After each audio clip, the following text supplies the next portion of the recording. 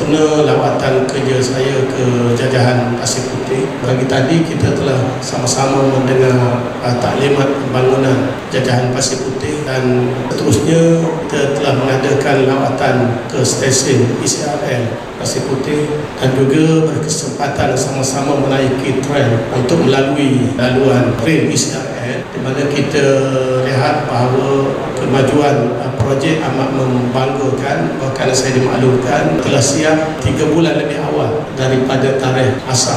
Jadi saya ucap tahniah kepada MRL dan sebagaimana disebut oleh Datuk Seri kejap tadi bahawa mengikut jadual projek ini akan siap pada bulan Disember pada tahun hadapan. InsyaAllah dia akan menjadi pemangkin kepada ekonomi negeri Kelantan dan kita dapat menjimatkan masa untuk ke Kuala Lumpur hanya memakan masa 4 jam sahaja. Kelajuan dia 160 km 1 jam. Hari ini juga kita akan buat pembahagian geran kepada orang-orang yang ke tanah kerajaan.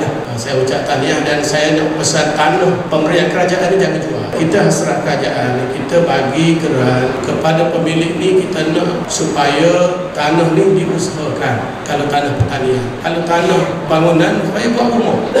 Kita jangan jual. Kita nak jual tanah, kita cari sendiri. Tanah pusaka, tanah pemberian kerajaan, kita jangan jual. Hasrat kerajaan nak bantu.